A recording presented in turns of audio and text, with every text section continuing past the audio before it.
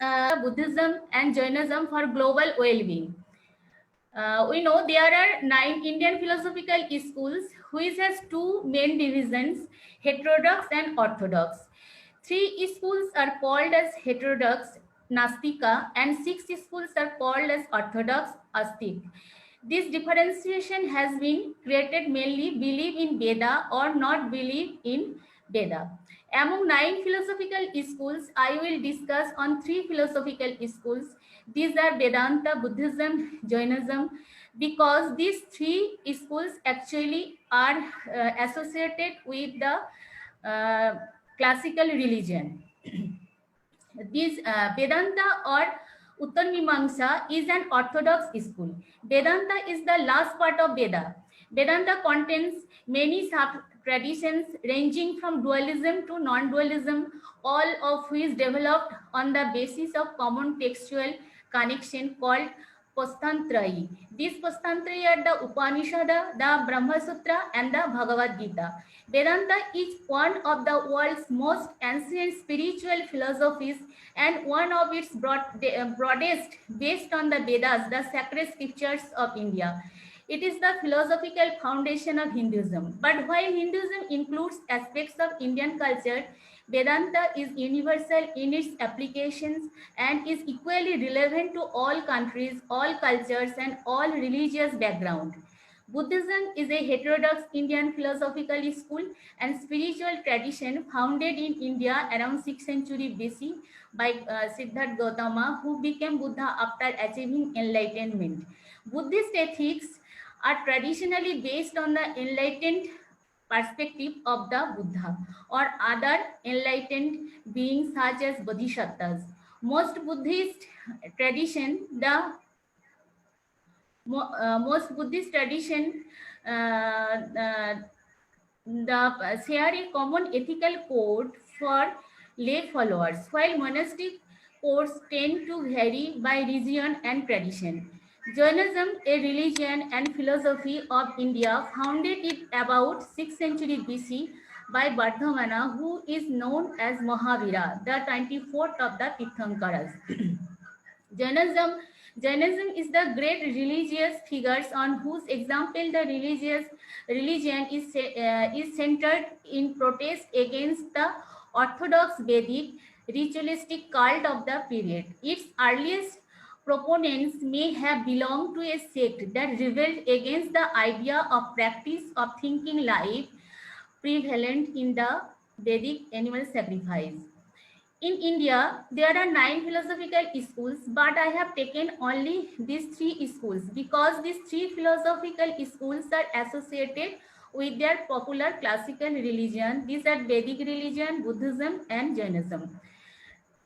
There are so many differentiation in doctrines between these 3 philosophical schools, but we can see the purpose of those schools are same. That is the welfare of all beings. For that, all these schools preached oneness of existence, love, and compassion. So next I want to discuss philosophy of these 3 schools. This is very important for okay, philosophy of 3 schools. When we focus on the philosophy of Vedanta, Buddhism, and Jainism, then we can see although these schools follow different doctrine, but the purpose of all doctrines are same. That is the welfare of all beings. Vedanta believes in the existence of divine, of divinity of soul, but Buddhism does not believe in soul.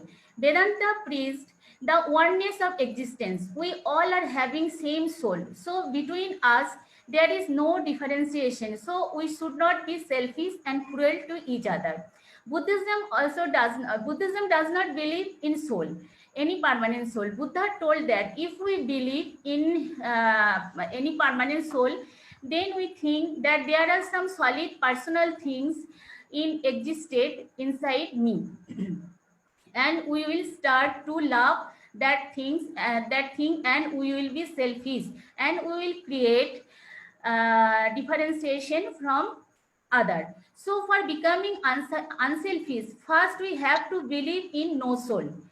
Here we can see one school admits soul Vedanta admits soul, and Buddhism does not believe in soul. But behind this both doctrine purpose was same, to establish the oneness of existence or equality within all existence. The very popular philosophical concept of Jainism is Anekantavada. Anekantavada means doctrine of many-sidedness. Many-sidedness. The doctrine states that the truth and reality are complex and always have many aspects. It further states that reality can be experienced but cannot be fully expressed with language. It suggests that human attempts to communicate are partially expression of the truth. According to it, one can experience the taste of the truth but cannot fully express that taste through language. It holds that attempts to express experience are shared or valid in some respect but remain perhaps just one perspective incomplete. It includes that in the same way, spiritual truths can be experienced but not fully expressed. It suggests that the great error is belief in ekanta. Ekanta means one-sidedness, where some relative truth is treated as absolute. Actually, we all are partially truth, not absolutely truth. This is the reality. If we, according to Jainism, if we can accept this theory of relativity or Shadvada or many-sidedness or Anekantavada, then no conflict will be created. We can see that all these three schools believe in same doctrine, karma and rebirth. All three taught the same thing. If we do good deed, good work, then we will get good result in this birth or next birth. Actually, through this doctrine, these schools want to rectify individual as well as society. So next, I have discussed the ethical principle of these three schools. First, I will discuss the ethical principle of Vedanta. Yes, Radhakrishnan told that the ethics of Vedanta is dependent on its metaphysics. According to the Vedanta metaphysics, the Brahma is the only one reality and the individuals are only modifications of it. The Vedanta postulates the absolute oneness of all things. In a Brahma endowed with wisdom and humility, in a cow, in an elephant, everywhere see the same. And Ramakrishna's great disciple Vivekananda told, each soul is potentially divine. The goal is to manifest this divinity within by controlling nature, external and internal. Do this either by work or worship or psychic control or philosophy, by one or more or all of this, and be free. This is the whole of religion, doctrine or dogmas or rituals or books or temples or forms are but secondary details.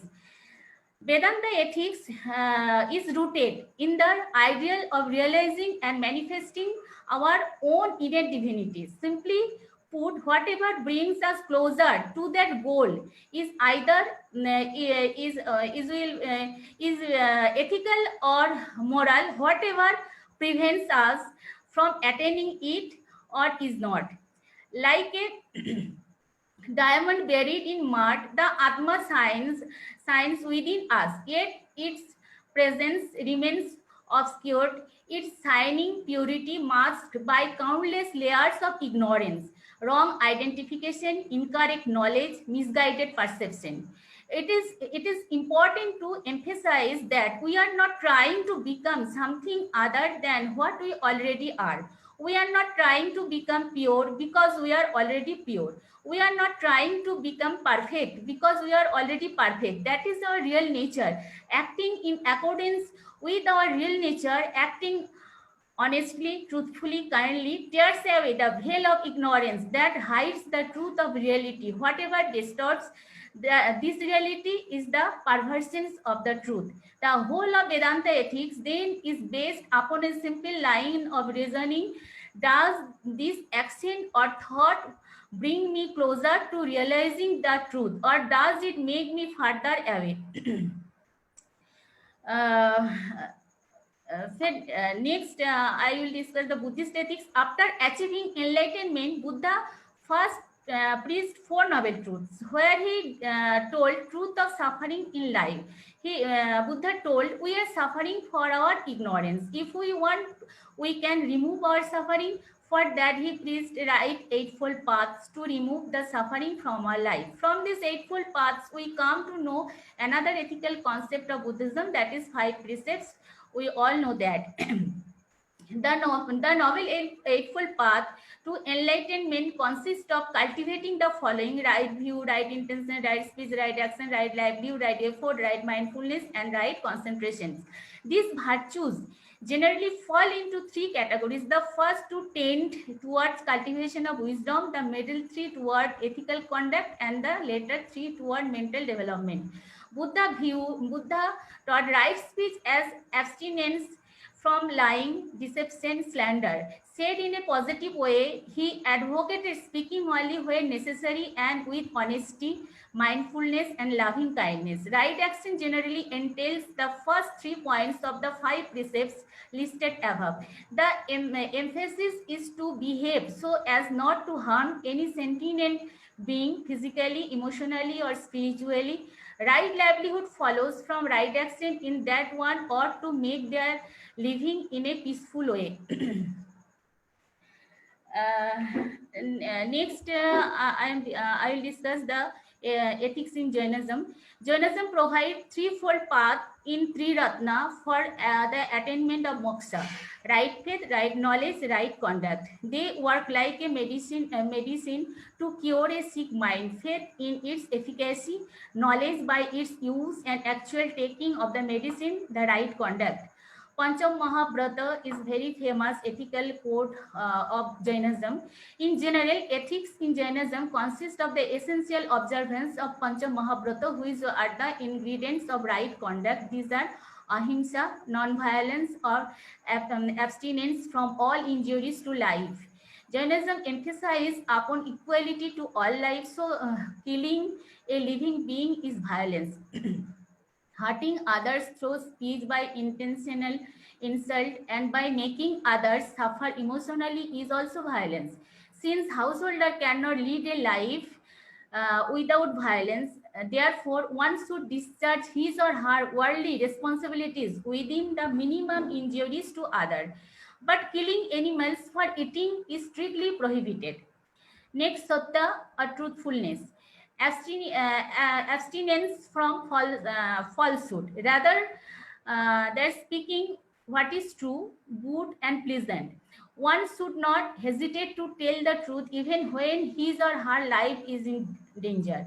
Asteo or non-stealing. Abstinence from stealing. Stealing has various dimensions such as stealing others' property, directing others to steal, receiving stolen property, or retaining things with a motto, finders keepers.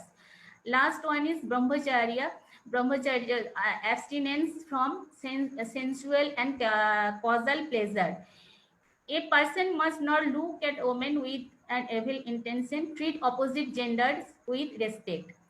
Last one is aparigraha, abstinence from amassing wealth greedily or any kind of attachment.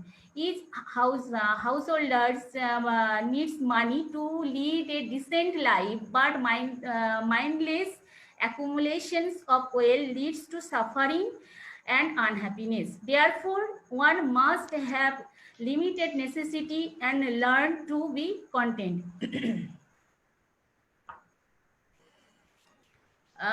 Now I have reached at my conclusion. So now I am giving my own opinion. So after discussing the ethics of three philosophical schools, we can realize that they have different philosophical concepts, but all taught almost same ethics.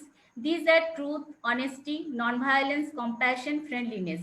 Actually, in different ways, all schools present the same teaching, that is, we all are same. We have no differentiation with each others. For that, we have to love each other. If we do good for others, we will get good, because we have no difference. We all are same. From the beginning to present days, all these ethics are same values and importance for rectifying individual or removing any crisis from society.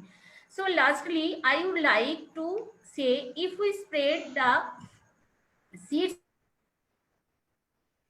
of those values mind, then certainly we will get good fruits as global well-being. When we live peacefully, or we will be able to fight against like this the running pandemic. Thank you all. Thank you, ma'am, for your presentation. Arvind ji सुन रहे हैं क्या?